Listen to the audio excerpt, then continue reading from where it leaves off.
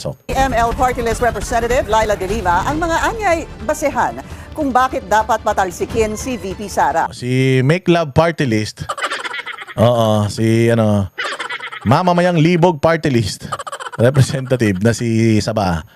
Meron siyang 6 na inilatag. Teka, tatatandaan ko. Yung impeachment 1 at saka yung 2, ang endorser niyan, Makabayan at saka ikaw. Yung 1 and 2, binasura na yung 1 and 2 eh. Hindi siya sufficient in form kasi nga hindi kayo sumunod na naman sa sistema at proseso. Nagtataka ako bakit si Laila De Lima ang naglilay ng grounds for impeachment. Eh hindi naman siya ang endorser, hindi naman siya ang complainant dito sa 3rd and 4th impeachment. Oh, katulad kahapon. Ibinasura yung una at pangalawa. Yung pangalawa, nag-withdraw. Yung una, nabasura. Pero nakapagbigay ng manifestation yung mga nag-file ng first and second impeachment. Si Renico, si Sara Ilago, si Tinio, si Mamamayang De Lima, party list.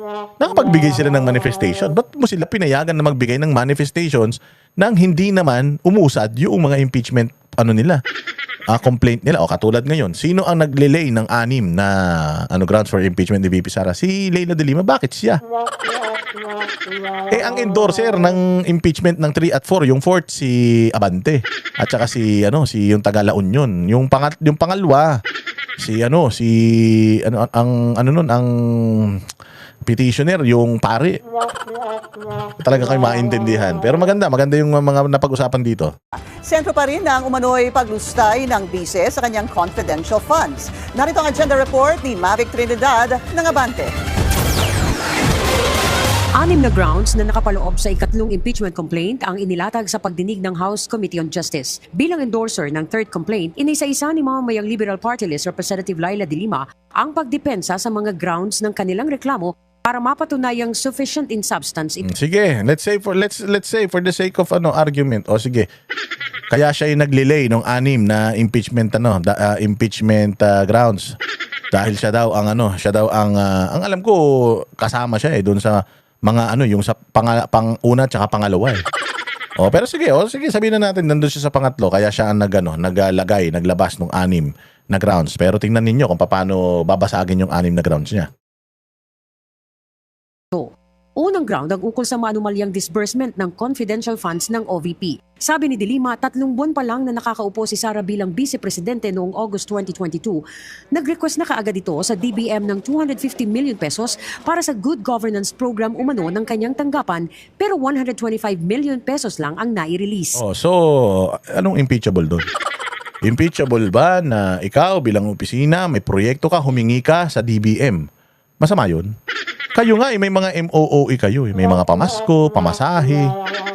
Anak ng tinapay. Samantalang ito gagamitin ni Inday Sara sa mga proyekto. Humingi siya sa presidente. Ang doon, binigay naman ng presidente. Binigay ng presidente. Di ibig sabihin, pwede niyang gasasin yun. So anong impeachable offense doon? O ano pa? Pangalawang ground ay ang maanumalyang disbursement ng confidential funds sa pagiging kalihim ni VP Sara sa Department of... Ayan. So ang pangalawa ay disbursement ng pondo sa Department of Education. Ano ba ang pinafile nila dito sa ano ba yung kanilang pinafile sa Congress? Grounds for impeachment or impeachment. Ano po ba ang impeachable official? Ang impeachable official, Presidente, Vice President, Supreme Court Justice, Ombudsman, yan yung mga Sandigan Bayan, kasama din yata dyan. Yan yung mga impeachable officials. Ang tanong,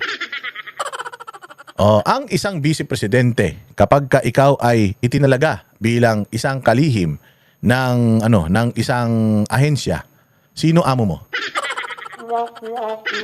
Ang amo mo, presidente. Directly reporting ka bilang secretary ng Department of Education saan? Sa presidente.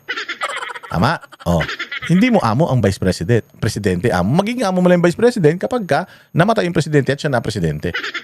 So ngayon, Inday Sara is the DepEd secretary dahil magkahiwalay yung trabaho niya bilang vice-presidente at saka DepEd secretary. Ang dapat na i-impeach, vice-presidente, hindi DepEd secretary. Bakit nasa grounds for impeachment yung mga di umanong anomalya na siya habang siya ang Department of Education. Hindi ba may tamang proseso para dyan? Hindi naman natin sinasabi na absuelto siya, pero may tamang proseso para dyan, hindi impeachment. Kasi nga, paano mo i-impeach ang isang Department of Education Secretary? Hindi naman nagtrabaho si Inday Sara sa Department of Education bilang isang vice-presidente.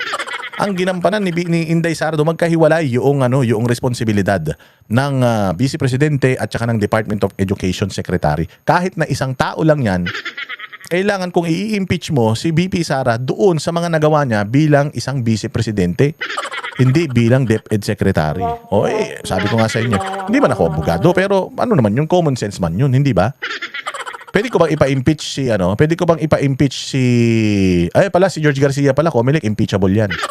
Pwede ko bang ipa-impeach si sino ba to? Yung taga Department of Tourism. O kaya yan na lang si Claire Castro. Pwede ko ba siyang ipa-impeach? Hindi. Bakit? Kasi hindi naman siya impeachable official. Pwede kang mag-request na ipatanggal mo siya. Kasi ang appointing authority niya, presidente. Yung head ng yung head ng departamento niya at saka yung presidente, may approval ng presidente yan. So ang appointing authority ng vice president bilang isang DepEd secretary is the president. Nag-resign na siya bilang Department of Education Secretary. Kung meron siyang sa tingin ninyo, meron siyang mga ginawang hindi ka nais-nais nung siya ay DepEd Secretary, i-file nyo sa proper na pwede dyan sa ombudsman. Kasi saklaw ng ombudsman yun. Pero hindi saklaw ng ombudsman ang isang impeachable officer o impeachable official, vice president, president, Comelec. Hindi niya saklaw yun. Therefore, lahat ng mga bintang ninyo na pertains to Department of Education, dapat yan, stricken na yan dun sa grounds for impeachment. Kasi hindi yan pwedeng gamitin. Kasi hindi naman niya ginamit yung kanyang capacity bilang vice president dyan sa trabaho na yan. Ginamit niya dyan, ang ginawa niyang trabaho dyan, yung trabaho ng isang secretary ng Department of Education. Yun yung, mali ako. Sabi ko naman sa inyo, wala naman ako alam. Di naman ako abogado, di naman ako matalino. Education. Sabi ni De Lima, batay sa kanilang mga ebidensya, naglaan ng Kongreso ng 150 million confidential funds Would serve DepEd Secretary, DepEd. So dapat to, X na to. Kasi impeachment nga Impeachment, so ang ini-impeach mo, the Vice President. So bakit natin sinasama tong itong trabaho niya nung DepEd Secretary siya. Engot. para sa DepEd. Hindi anya ito karaniwang ginagamit ng isang ahensya gaya ng DepEd. Ikatlong ground ay ang ilang videos ang ipinalabas. Pangatlong ground. So yung second and third, patungkol pa rin sa DepEd. Aanim lang yan. So kung i-strike out natin yung dalawa na yan, di ilan na lang grounds for impeachment nila? 4. 4 na lang, alanganin pa. Bas ni De Lima bilang kanyang pagpapatunay sa kanilang reklamo. Ito kasi ay may kaugnayan sa corruption at panunuhol umano ni VP Sara sa mga DepEd employees. DepEd pa rin. Isa sa hinarap nila ay ang pag-testify ni dating DepEd Undersecretary at head ng procuring entity. Katulad yan, ito dishonorably discharged din to. Tinanggal ito ng Department of Education dahil scammer di umano ito. Bakit ito pinakikinggan nyo? Sinasabi ninyo yung mga sundalong naglabas ng 18 sundalo naglabas ng malay-maletang pera na dinideliver nila, ayaw nyong paniwalaan kasi dishonorably discharged. Ito, kinasuhan mismo pala ito ng Department of Education dahil scammer ito. Ginagamit niya yung Department of Education di umano para kumuha ng mga kaperahan. Humingi, mag-solicit, something like that, in that effect. Ba't mo paniniwalaan to? Si Madriaga, kriminal, nakakulong ngayon. Bakit mo paniniwalaan? Kidnapper, bakit paniniwalaan mo? Gagamitin mo dito sa impeachment ni VP Sara. Bakit yung 18 sundalo na accurate yung kanilang affidavit, bakit ayaw nyong imbestigahan at ayaw nyong paniwalaan? Double standards yarn. Na si Gloria Jumamil Mercado noong September 25, 2024. Di umano, tumanggap si Mercado ng 9 na envelope na direktang nagmula kay VP Sara na naglalaman ng tig 50,000 piso. Suhol daw ito sa kanya bilang disbursing officer. Bilang pang-apat na ground, Ang tanga, no?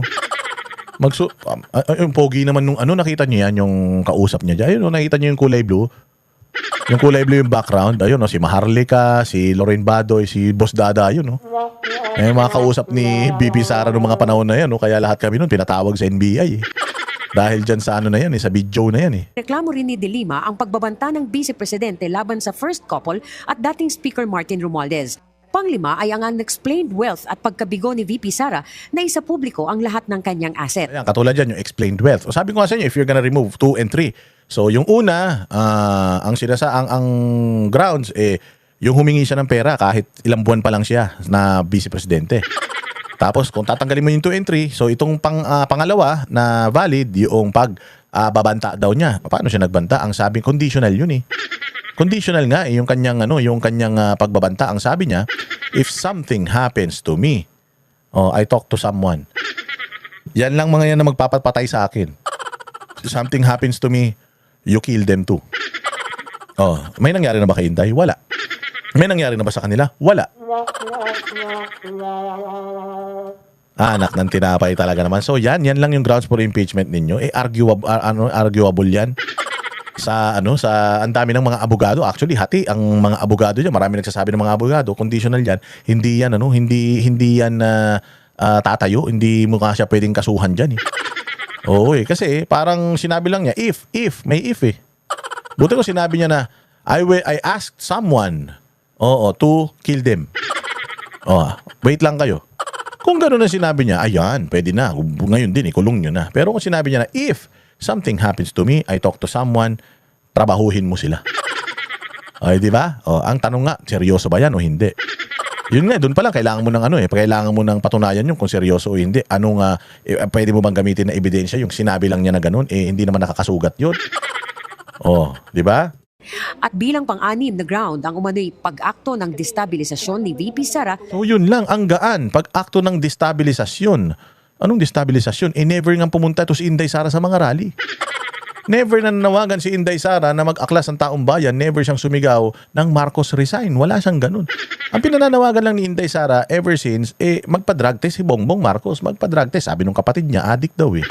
So dapat magpa-drug test. Yun lang hinihingi ng magkakapatid. Kaya nga, di ba, yabang-yabang nung young gun. Sabi, mag-testify ka.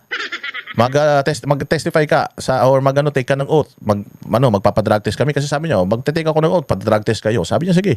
Nag-take siya ng oath, hindi nagpa-drug test yung mga putang ina. Hindi nagsipag-drug test yung mga yun. Paano siguro? Mga adik, kaya hindi nagpa-drug test eh. Ito si Pulong, si Basti, ito, nagpapa-drug test sila. Hindi naman nagpapa-drug test yung mga ulul na to. Yun lang ang panawagan ni Inday. Paano mo siyang anuhan ng rebellion? Kung halimbawa si Inday Sara, sinabi niya hindi siya masaya sa performance ni Bongbong Marcos, hindi ba ginagawa din ni Leni Robredo yan noon? Mayat-maya si Leni Robredo, kung makapigil, obstructionist na nga yan ni PRRD noon eh. Pero sinampahan ba siya ng rebellion? Tarantado talaga kayo eh, no? Laban kay Pangulong Bongbong Marcos Jr. Ilang beses daw siyang lumabas sa rally para questionin ang legalidad ng Marcos Jr. administration. Lumabas sa rally para wala siyang rallying inaatinan.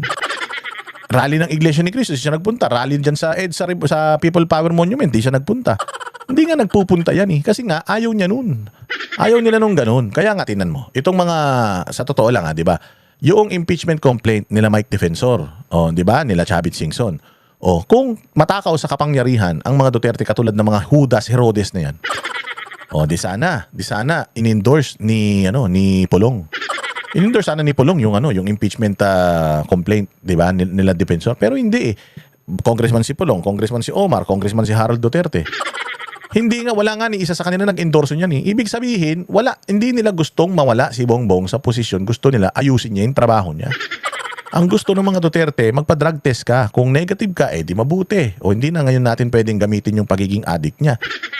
Pero kung positive ka, pucha, dapat lumayas ka na sa posisyon, hindi ka matino.